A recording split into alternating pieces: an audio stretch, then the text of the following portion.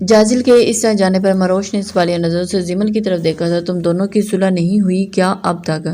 مروش کی بات پر زمل نے بے چارہ سا منہ بناتے ہوئے نفی میں سر ہلایا تھا۔ زمل کوئی حال نہیں تمہارا، جازل جیسے اچھے بندے کو تم بلا وجہ ہرٹ کر رہی ہو۔ زمل مروش کو اپنی حرکت بتا چکی تھی۔ اچھا نا، آج کوشش کرتی ہوں سب کلیئر کرنے کی۔ زمل منمناتی منمنائی، کلیئر ہی کرنا، منانے کی کوئی کوشش مت کرنا۔ مروش پہلے ہی اچھی خاصی تپی ہوئی تھی، اس لیے زمل کے انداز پر مزید چڑھتے کہا تھا اور اندر کی طرف بڑھ گئی تھی۔ وہاں داخل ہوتے ہی مروش کی سیدھی نظر سٹیج کی طرف گئی تھی جہاں مہندی کا فنکشن سٹارٹ ہو چکا تھا، جو کہ اسے ایک دم تپا چکا تھا اور اس کے دماغ کے فیوز اڑ چکے تھے۔ اسے سمجھ نہیں آ رہا تھا۔ ارتضیٰ سکندر بڑے ہی شاہانہ انداز میں جھولے پر برجمان تھا، جبکہ گھر کی تمام بڑی عورتیں اسے مہندی لگانے میں مصروف تھیں۔ سب لوگ آج ارتضیٰ کے انداز دیکھ کر حیران تھے۔ جو رسمیں ہمیشہ سے ارتضیٰ کو ٹائم ویسٹنگ اور بکواس لگتی تھیں، وہ آج مزے سے انجوائے بھی کر رہا تھا۔ سب لوگ سٹیج پر ہونے والی ان کی نوک جھوک انجوائے کر رہے تھے۔ ڈی جے نے ماحول کے مطابق میوزک آن کر دیا تھا، جس نے ماحول کو مزید رونق بخشی تھی۔ مروش کونے پر موجود کرسی کا انتخاب کرتی وہاں جا بیٹھی تھی۔ جب اچانک ارتضیٰ کی نظر مروش پر پڑی تو واپس پلٹنا ہی بھول گیا۔ حسین تو وہ پہلے ہی بہت تھی، مگر آج تو مکمل حسن اور نزاکت کا پیکر بنے حوروں کو حسن کو بھی مات دے رہی تھی۔ مروش نے پنک کلر کے فراق جو گرین اور سلور کلر کی فل امبرائڈری سے مزین تھا، نیچے ڈارک پنک کلر کا ہی لہنگا زیب تن کر رکھا تھا اور مکمل گوٹے کے کام سے بھرا ہوا تھا، اور لائٹ گرین کلر کی بھاری کامدار دوپٹے جس کے کناروں پر پنک کلر کی خوبصورت سی لیس لگی ہوئی تھی۔ مروش نے دوپٹے کا ایک پلو سر پر لیتے دوسرے کو کندھے کے پیچھے لے جا کر بازو پر رکھا ہوا تھا۔ اس کے لمبے گھنے بال آج ہر قید سے آزاد، کچھ کمر پر اور کچھ آگے بکھرے ہوئے تھے۔ جوری کے نام پر زینب بیگم نے مروش کو اچھا خاصا بھار دیا تھا اور مروش کے انکار کرنے کے باوجود بھی اس کی ایک نہیں سنی گئی تھی۔ بھاری جھمکی اور ہار سیٹ تو انہیں پہنایا گیا تھا، مگر ارتضیٰ کی فرمائش پر نتھ اور ماتھا پٹی بھی پہنائی گئی تھی۔ گاؤں میں مشن کے دوران ارتضیٰ نے مروش کو نتھ پہنے دیکھا تھا، تب سے اسے دوبارہ سے اسی روپ میں دیکھنا چاہتا تھا۔ دیکھنے کی خواہش تھی جسے آج بے دھڑک سب کو بتاتے اس نے پوری کروا لی تھی۔ مروش کو یہ سب اوور لگ رہا تھا، مگر بار بار اصرار کرنے پر نہ چاہتے ہوئے بھی اس نے پہن لی تھی۔ ارتضیٰ کو کسی اور کا ہوتا دیکھ مروش کو اپنی بدقسمتی پر رونا ہی آئی جا رہا تھا۔ بلیک کرتے کے بازو کونیوں تک فولڈ کیے ہوئے وہ ہاتھ پر رکھے مہندی کا نوٹ لگوا رہا تھا جب زینب نے اس کے بالوں میں تیل لگاتے اس کے نفاست سے بال سیٹ کیے کو بگاڑا تھا، جس پر ارتضیٰ ناراض سا منہ بناتا ہوا مروش کو بہت پیارا لگا تھا۔ وہ ارتضیٰ کا اپنے لیے یہی روپ تو دیکھنے کی خواہشمند تھی۔ وہ آج دیکھ بھی لیا تھا، مگر تب جب وہ کسی اور کا ہو رہا تھا۔ مروش کو ایک بات کی حیرانی تھی کہ یہاں بیلا اور اس کے گھر والوں کا کوئی فرد بھی موجود نہیں تھا، مگر نیہا سے پوچھنے پر اسے پتہ چلا کہ مہندی کا فنکشن سیپریٹ ہی رکھا گیا ہے۔ مروش کو الگ تھلگ بیٹھا دیکھ کر ارتضیٰ نے ناہید بیگم کو اشارہ کرتے مروش کو سٹیج پر لانے کا کہا تھا۔ ماہی بیٹا، آپ یہاں کیوں بیٹھی ہو؟ آؤ نا، ارتضیٰ کو مہندی لگاؤ۔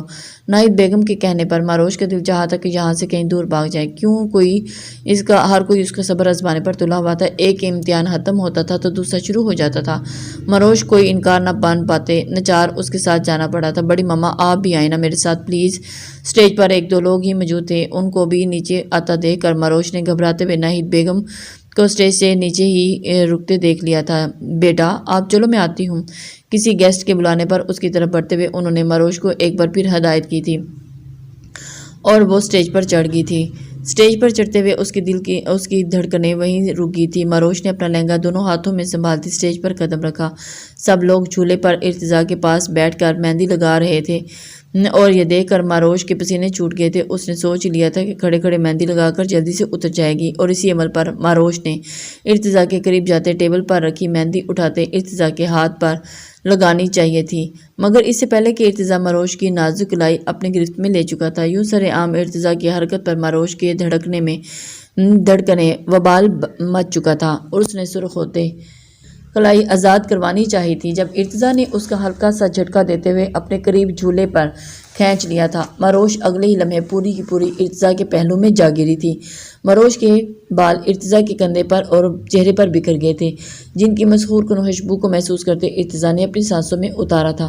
سر جی آپ کیا کر رہے ہیں؟ میرا ہاتھ چھوڑے۔ مروش سب کی نظریں خود پر محسوس کرتی اس سے اپنی کلائی آزاد کرواتے بے بسی سے بولی تھی، اوکے چھوڑ دوں گا، مگر پہلے مجھے مہندی تو لگاؤ۔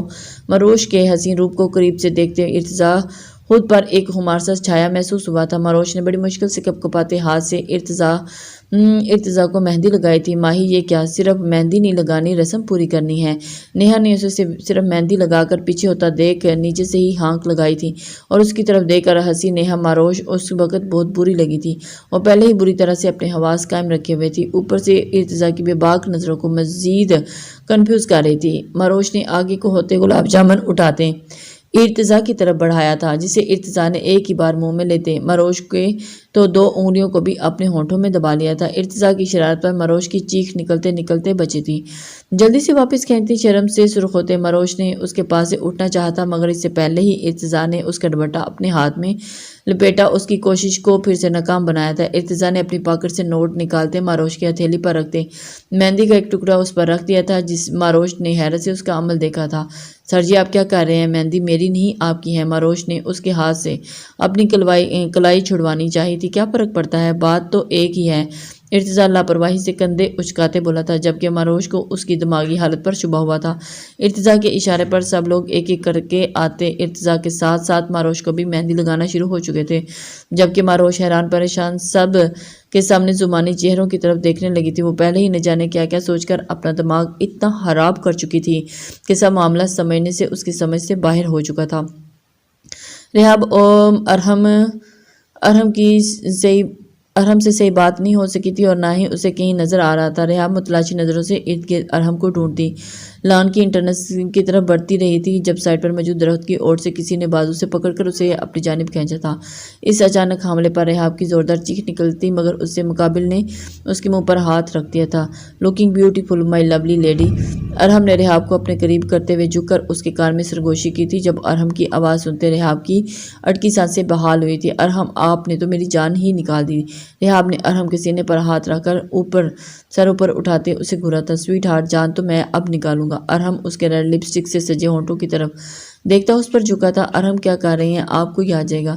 ریحاب نفی میں سر ہلاتے فوراً پیچھے ہٹی تھی۔ کوئی نہیں آتا ادھر، اور ویسے ہمیں بلا کسی اور کی کیا پرواہ۔ ارحم اس وقت ٹلنے کے موڈ میں بالکل بھی نہیں تھا، جبکہ ریحاب اتنی تیاری خراب ہو جانے کے ڈر سے اسے قریب آنے دینے پر تیار نہیں تھی۔ ارحم نے ریحاب کے دونوں ہاتھوں کو پکڑ کر کمر پر لے جاتے اسے اپنے قریب کیا تھا۔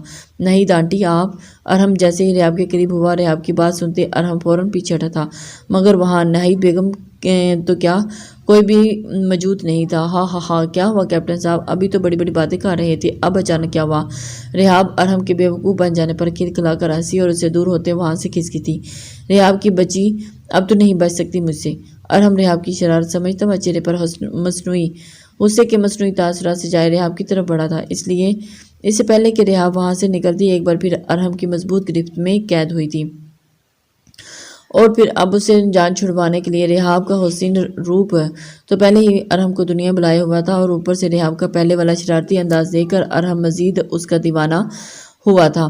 ارحم نے ریحاب کی گردن سے بال ہٹاتے وہاں ہونٹ رکھ دیے تھے، جبکہ ریحاب اس کے لمس کی شدت پر کسمساتی اس کے مضبوط حصار میں سمٹی تھی۔ ریحاب کو کبھی نہیں لگا تھا کہ اس کی لائف میں کبھی کوئی اتنی محبت اور چاہت دینے والا آئے گا، جس کے لیے وہ بہت اہم ہوگی، جو اسے دیوانگی کی حد تک چاہے گا، جو اس کی بڑی سے بڑی خطا بھی بن کے معاف کر دے گا۔ جو اس وقت ریحاب خود کو دنیا کی خوش قسمت ترین لڑکی شمار کر رہی تھی، جس کا لائف پارٹنر ارحم جیسا شخص تھا۔ وہ آگے آنے والی قسمت کے کھیل سے بے خبر ارحم کے مضبوط حصار میں سکون آنکھیں موندے اس کے چوڑے سینے پر اپنا سر ٹکا گئی تھی۔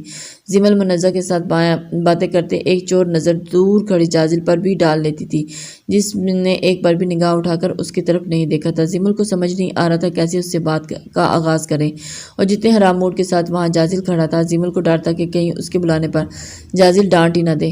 اس لیے کوئی سوچتے زمل طلحہ اور ہادی کی طرف بڑھی تھی، جو کہ اسے اپنی ٹیم میں انوالو کر کے جازل کو اپنی طرف بلانا تھا۔ ہائی کیوٹ بوائز، کیا ہو رہا ہے؟ طلحہ اور ہادی جو اپنی ہی مستیوں میں مصروف تھے، زمل کو دیکھ کے مسکرائے تھے۔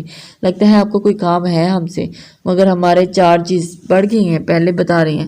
زمل کے اتنے پیار سے بات کرنے پر دونوں اپنے شاطر دماغ چلاتے مشکوک نظروں سے ان کی طرف دیکھتے ہوئے بولے تھے۔ ارتزاز سر کے بھتیجے اور جازل کے بیسٹ فرینڈ ہیں، اتنے منہ پھٹ تو ضرور ہوں گے۔ زیمل ان کا جواب سنتے دل میں سوچ کر رہ گئی تھی، مگر پھر ہونٹوں پر مسکراہٹ سجاتے ان کی تمام شرائط مانتے۔ زیمل نے اپنا کام کرنے پر آخرکار انہیں منا ہی لیا تھا۔ زیمل کو روم میں ٹہلتے جازل کا انتظار کرتے 10 منٹ ہو چکے تھے، مگر ابھی تک اس کے آنے کے کوئی آثار نہیں لگ رہے تھے۔ اس طلحہ اور ہادی کو کسی بھی بہانے جازل کو اندر لانے کا کہا تھا، مگر اب تک تو وہ لوگ اپنے مقصد میں کامیاب ہوتے نظر نہیں آ رہے تھے۔ کافی دیر انتظار کرنے کے بعد آخرکار زیمل باہر جانے کا فیصلہ کرتے روم سے نکلی تھی۔ طلحہ آتی، بچے ایسا کیا ہے اندر جو تم لوگ مجھے اتنا ارجنٹ کی سیٹ لائے ہو یہاں؟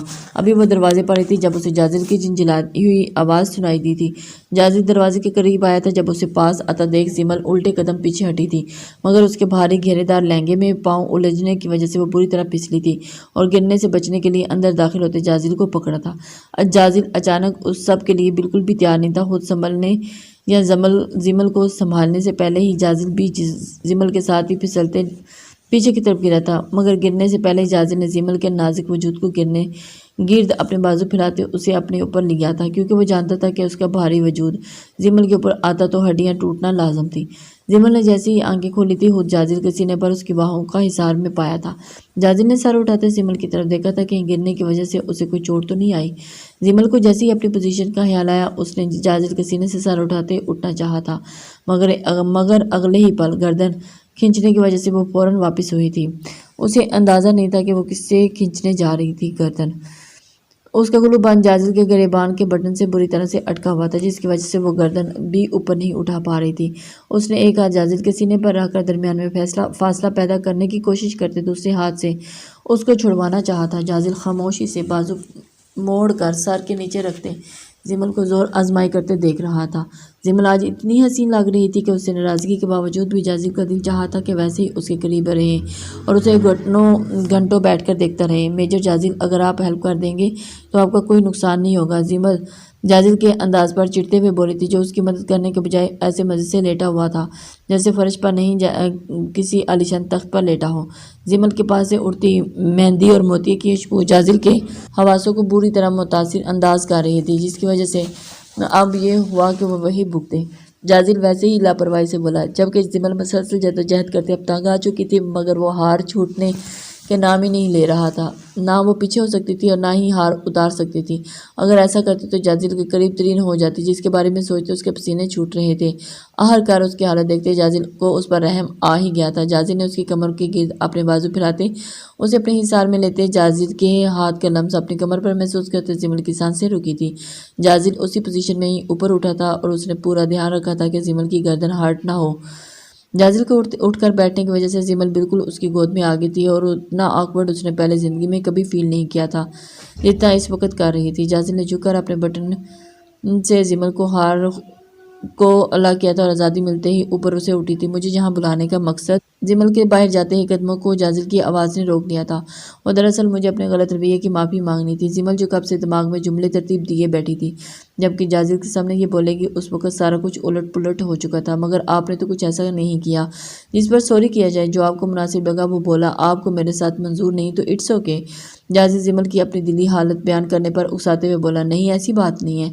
زیمل کو سمجھ نہیں آ رہا تھا کہ جازل کو اپنی بات کیسے سمجھائے۔ ہر بات دھڑلے سے کہنے والی زیمل اپنے جذبات کا اظہار کرتے بری طرح سے الجھن کا شکار تھی۔ کیپٹن زیمل، مجھے نہیں لگتا آپ کو واقعی مجھ سے کوئی بات کرنی ہے۔ آپ یہاں کھڑے ہو کر میرا اور اپنا دونوں کا ٹائم ویسٹ کر رہی ہیں۔ میرے خیال سے ہم یہاں جس مقصد کے لیے آئے ہیں وہیں کر لینا چاہیے۔ جازل اپنے متعلق زیمل کے جذبات سے اچھے سے واقف تھا، اور اگر نہ بھی ہوتے تو جازل اب اپنے نکاح کے رشتے کو دل سے مان چکا تھا، اور وہ کسی بھی صورت زیمل کو خود سے جدا نہیں کرنے والا تھا، اور کسی بھی قیمت پر زیمل کو خود سے محبت کرنے پر مجبور کر ہی لینا تھا۔ مگر یہ جان کر زیمل بھی اسے محبت کرتی ہے، جازل کی اب ایک ہی ضد تھی کہ زیمل اس سے اب خود محبت کا اظہار کرے گی، کیونکہ وہ تو کتنی دفعہ اپنا ہاتھ زیمل کی طرف بڑھا چکا تھا، مگر زیمل ہر بار اپنی نادانی میں اسے خراب کر بیٹھی تھی۔ جازل زیمل کو ٹکا سا جواب دیتا وہاں سے نکل گیا تھا، جبکہ زیمل وہیں سر پکڑے بیٹھی خود کو کوسنے لگی تھی۔ کیوں اس سے بات نہیں کر پائی تھی؟ مجھے سمجھ نہیں آ رہا کہ میں کیسے اس سے بات کرتی۔ وہ اپنے دل ہی دل میں اپنے آپ کو کوسنے لگی تھی۔ سر جی، سب مذاق کر رہے ہیں، اس جگہ پر بیلا کو ہونا چاہیے تھا نا۔ اسے مہندی لگنی چاہیے تھی کیونکہ اسی کی مہندی ہے آج۔ ماروش کو باقی سب کو نظر انداز کرتے نیچے ہی مصروف تھی اور کوئی اس کے قریب آنے پر تیار ہی نہیں تھا، اور ارتضیٰ نہ اسے وہاں ہلنے دے رہا تھا اور نہ ہی کچھ بتا رہا تھا۔ اس جگہ پر جس کو ہونا تھا وہی موجود ہے۔ ارتضیٰ ماروش کی مہندی اور جوڑی سے سجے خوبصورت ہاتھ اپنے ہاتھ میں قید کرتے محبت سے بولا تھا۔ ماروش کو اس کی بات پر حیرت کا جھٹکا لگا تھا۔ اس نے ناسمجھی سے ارتضیٰ کی طرف دیکھا تھا، اس سے پہلے کہ وہ کچھ پوچھتی میوزک فل والیوم میں آن ہو چکا تھا۔ گھر کا ہر فرد آج بہت خوش تھا۔ ارتضیٰ اور ماروش کو ایک ساتھ دیکھ کر نور پیلس کی ساری خوشیاں واپس لوٹ آئی تھیں۔ سب لوگ اپنی خوشی کا اظہار کرتے اسٹیج کے سامنے بنائے گئے ڈانس ریمپ پر آ گئے تھے۔ کوئی ڈانس، کوئی بھنگڑا ڈالتے اپنی خوشی کا اظہار کر رہے تھے۔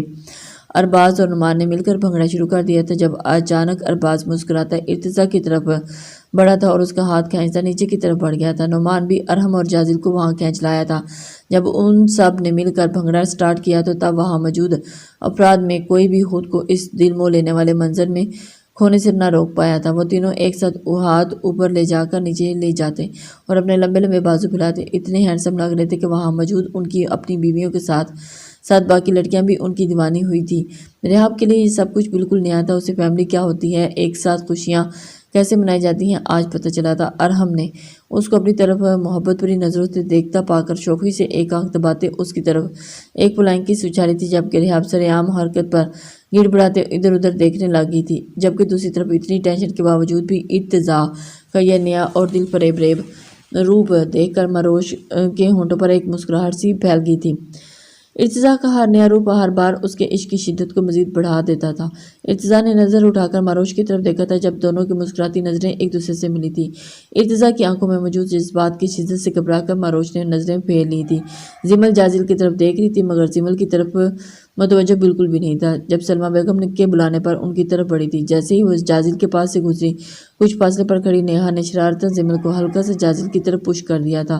زمل جو پہلے ہی اتنے بھاری لہنگے کو سنبھالتی مشکل سے چل رہی تھی، اچانک اس حملے پر سیدھی جازل کے اوپر گری تھی۔ جازل جو مسکراتے پیچھے کی طرف پلٹا تھا، زمل کو اپنے اتنے قریب دیکھ کر وہیں جا رکا تھا۔ کیا ہوا؟ جازل کو حیرت ہوئی۔ جازل بھائی، زمل بھی آپ کے ساتھ ڈانس کرنا چاہتی ہیں؟ نیہا نے زمل کو مزید چھیڑا تھا، مگر آگے سے زمل تھی۔ اس نے فوراً ارباز کو ہانک لگائی تھی۔ ارباز بھائی، نیہا بھابی آپ کے ساتھ ڈانس کرنا چاہتی ہیں مگر میرے کندھے پر بندوق رکھ کر چلا رہی ہیں۔ نیہا اچانک ماحول بدل جانے پر سٹ پٹائی تھی۔ جازل زمل کی شرارت پر مسکرایا تھا۔ ہاں، دل تو میرا بھی چاہ رہا ہے مگر اب اکیلا کپل ڈانس کرتا اچھا نہیں لگتا نا، تو تم لوگ بھی ہمارے ساتھ کرو نا۔ نیہا بھی کہاں پیچھے رہنے والی تھی۔ اوکے بھائی، نیکی اور پوچھ ہمیں کیا بھلا اعتراض ہو سکتا ہے، کیوں جازل؟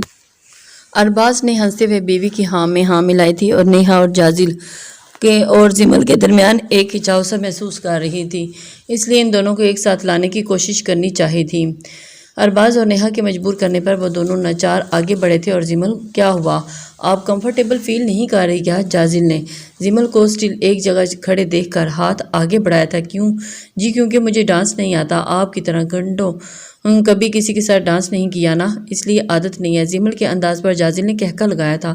زمل ابھی تھوڑی دیر پہلے جازل کے روڈ انداز پر اچھی خاصی تپی ہوئی تھی، اس لیے اس نے اپنا پرانا ایک بدلہ چکایا تھا۔ تو کیا خیال ہے آج رات پھر آپ کا شوق پورا نہ کر دیا جائے؟ جازل نے زمل کے لال ہوتے گالوں کو دیکھ کر اس کا ہاتھ پکڑ کر قریب کرتے پوچھا تھا۔ میجر جازل جی، آپ کیا کر رہے ہیں؟ سب ادھر ہی دیکھ رہے ہیں، آپ پاگل تو نہیں ہوگے؟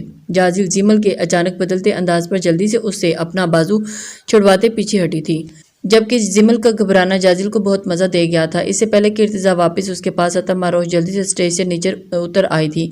ارتضیٰ اس کی جلد بازیاں دیکھتا مسکرائے بنا نہ رہ سکا۔ بھابی، میں بھی بہت تھکی ہوں، اتنا بھاری ڈریس پہن کر میں اپنے روم میں جا رہی ہوں، پلیز آپ ماما کو بتا دیجیے گا۔ ماروش نیہا کو بتاتی جلدی سے وہاں سے نکل آئی تھی۔ اس کا دماغ بالکل بھٹک چکا تھا۔ ارتضیٰ کا رویہ اور انداز اسے کچھ اور بات سوچنے پر مجبور کر رہا تھا، مگر اب وہ مزید کچھ خوش فہمی نہیں پالنا چاہتی تھی، اس لیے اس نے چینج کر کے سونا ہی مناسب سمجھا تھا۔ آج کا دن اس کے لیے بہت ہی ہیکٹک ثابت ہوا تھا، اس لیے وہ تمام اذیت بری سوچوں سے چھٹکارا چاہتی تھی۔ سر، آپ جانتے بھی ہیں کہ آپ کیا کہہ رہے ہیں، آپ ایسا سوچ بھی کیسے سکتے ہیں؟ جنرل یوسف کی بات سنتے ہی ارتضیٰ کا دماغ گھوم چکا تھا۔ وہ آج کے دن کسی بھی بات پر کوئی غصہ نہیں کرنا چاہتا تھا، مگر جنرل یوسف نے جو نئی بات اس کے سامنے رکھی تھی، ارتضیٰ نے پتہ نہیں کیسے اس کا لحاظ کیا تھا، ورنہ ان کی جگہ کوئی اور ہوتا تو ضرور اس بات کی سزا پا چکا ہوتا۔ جازل، زمل اور ارحم ارتضیٰ کا جنونی انداز دیکھ کر بالکل چپ تھے۔ دونوں ہی اپنی جگہ پہ ٹھیک تھے، مگر جنرل یوسف اپنی بات پر ڈٹے ہوئے تھے اور ارتضیٰ کی بات سننے کو بھی تیار نہیں تھے۔ ارتضا مروش صرف تمہاری بیوی نہیں، اس ایجنسی کی ایک بہت اہم افیسر ہے اور تم اس کے متعلق اس طرح کوئی بھی فیصلہ کرنے کا حق نہیں رکھتے۔ اسے ہر حال میں ذوالفقار کے پاس جانا ہوگا، کیونکہ اس مشن کی کامیابی تبھی ممکن ہے اگر ہم ان میں سے کوئی انسان اس کے بہت قریب رہے، اور ایسا صرف مروش کے تھرو ہی ممکن ہے۔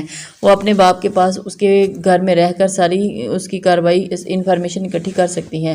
جنرل یوسف جانتے تھے کہ ارتضا کسی بنیاد پر بھی اس بات پر ایگری نہیں ہوگا، اس لیے وہ بھی اس کی جیسا سخت لہجہ اپناتے ہوئے بولے، تو کیا آپ مروش کو وہاں ایک افیسر کی حیثیت سے بھیج رہے ہیں؟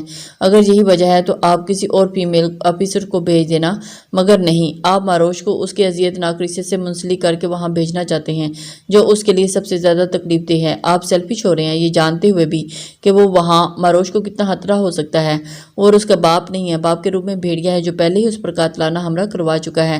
مگر جو بھی ہو، آپ اسے رولز کی خلاف ورزی سمجھیں یا جو بھی، کسی صورت مروش کو وہاں نہیں جانے دوں گا۔ میں اور جازل پوری کوشش کر تو رہے ہیں اور بہت حد تک اس کے قریب پہنچ بھی چکے ہیں۔ ارحم بھی برہان کے تھرو انفارمیشن حاصل کرنے کی کوشش کر رہا تھا، لیکن لگتا ہے آپ کو ہماری صلاحیتوں پر بھروسہ نہیں ہے۔ ارتضا اس وقت اتنے غصے میں تھا کہ اس کا دل چاہتا کہ ہر چیز کو تہس نہس کر دے، اس لیے اپنے غصے پر قابو پانے کی ناکام کوشش کرتا وہ جنرل یوسف کو مزید کوئی بھی بات سنے وہاں سے نکل گیا تھا۔ اسے جاتا دیکھ کر جنرل یوسف نے بے بسی سے باقی سب کی طرف دیکھا تھا۔ سر، ارتضا کبھی نہیں مانے گا مروش کو، اب وہ کسی قسم کی تکلیف میں دیکھنا ارتضا کے بس میں نہیں ہے۔ کیا اس کا کوئی اور حل نہیں نکل سکتا؟ جازل ارتضا کا انداز دیکھ کر سمجھ گیا تھا کہ وہ اس کے بارے میں کبھی نہیں مانے گا، اس لیے مزید اس بارے میں ڈسکس کرنے کا کوئی فائدہ نہیں تھا۔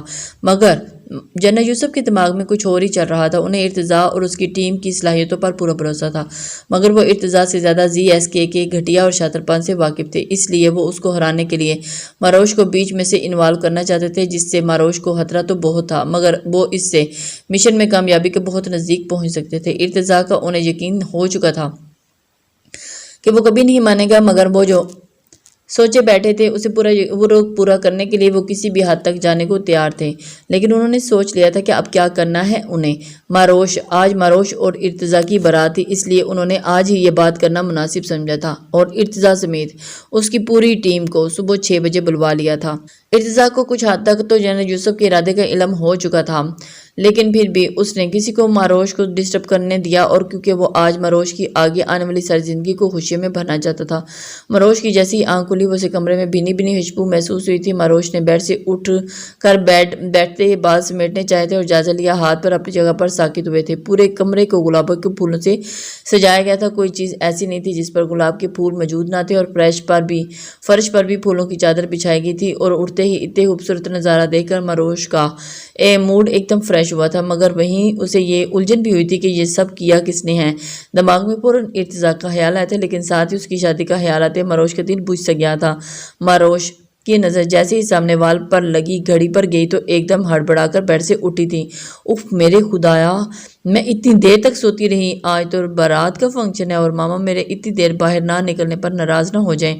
مروش کمر پر بکھری بالوں کی آبشار سمیٹتی جلدی سے واش روم کی طرف بڑھی تھی۔ فریش ہو کر ڈریسنگ ٹیبل کے سامنے آتے ایک پل کے لیے رکی تھی، اور اپنی آنکھوں کا ادھورا پن اسے شدت سے محسوس ہوا تھا، اور شاید یہ ہمیشہ ہی ایسے ہی رہنی تھی۔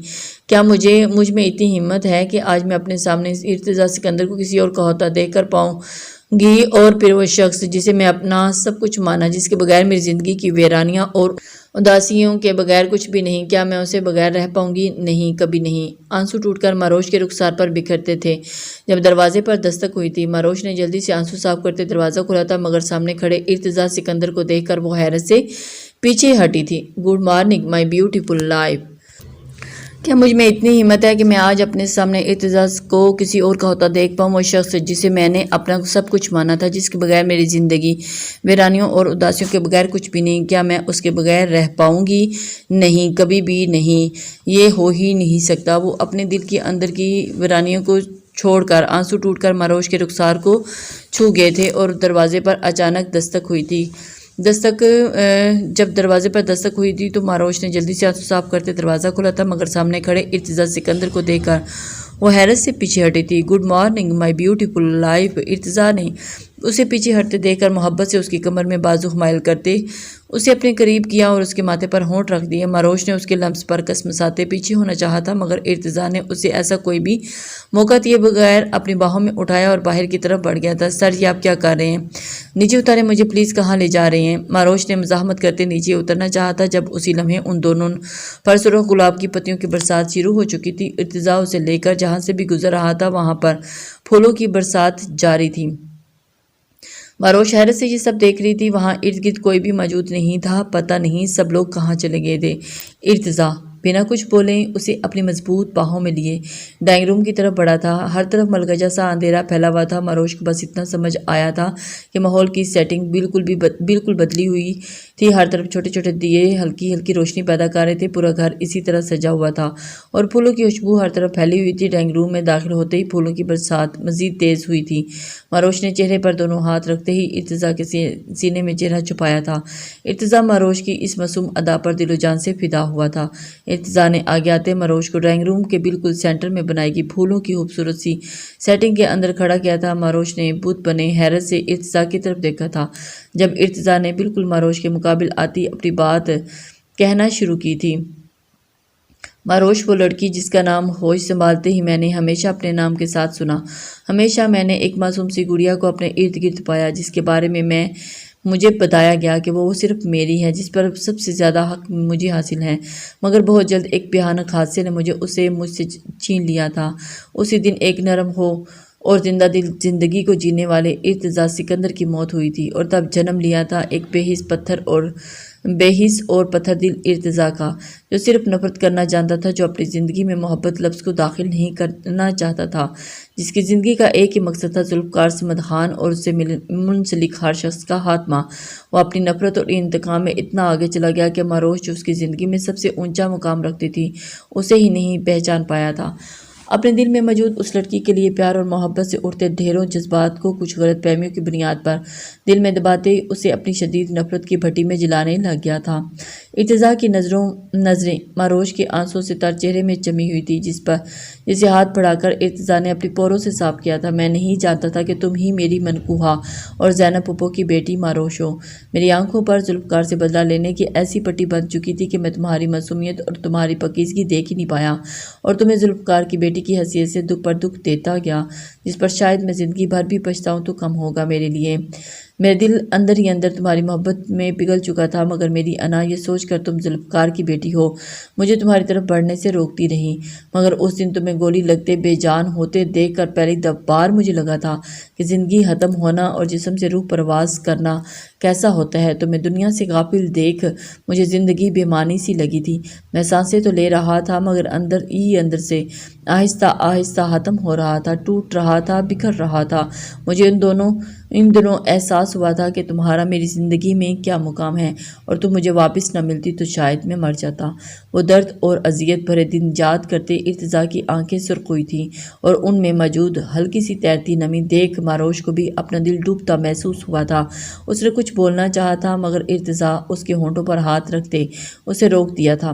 ماروش، میں قسم کھا کر کہتا ہوں کہ اگر تم زینب پھپھو کی بیٹی نہ بھی ہوتی تو میں تب بھی تمہیں کبھی خود سے جدا نہ کرتا۔ میرے لیے صرف تم امپورٹنٹ ہو اور تم سے منسلک کوئی حوالہ نہیں۔ اس کے علاوہ اگر تمہارے دل میں کوئی بھی محرومی باقی ہے تو اسے ختم کر دو، کیونکہ میرے نزدیک تم سے زیادہ پاکیزہ اور وفادار اس دنیا میں کوئی نہیں ہے۔ ارتضیٰ کی بات پر ماروش روتی آنکھوں کے ساتھ چہرے پر مسکراہٹ لیے اسے دیکھ رہی تھی۔ ماروش کی نظر اچانک سامنے کھڑی زینب بیگم پر پڑی۔ اس نے جیسے ہی گردن گھمائی تو وہاں زیمل، جازب، رحاب، ارحم سمیت گھر کا ہر فرد موجود تھا۔ ماروش نے محبت پاش نظروں سے ارتضیٰ کو دیکھا تھا، جو اس سے آج سب کے سامنے معتبر کر گیا تھا اور سب کے احساس کمتری مٹ چکا تھا، اور اسے اس وقت اپنا آپ ہواؤں میں اڑتا ہوا محسوس ہو رہا تھا۔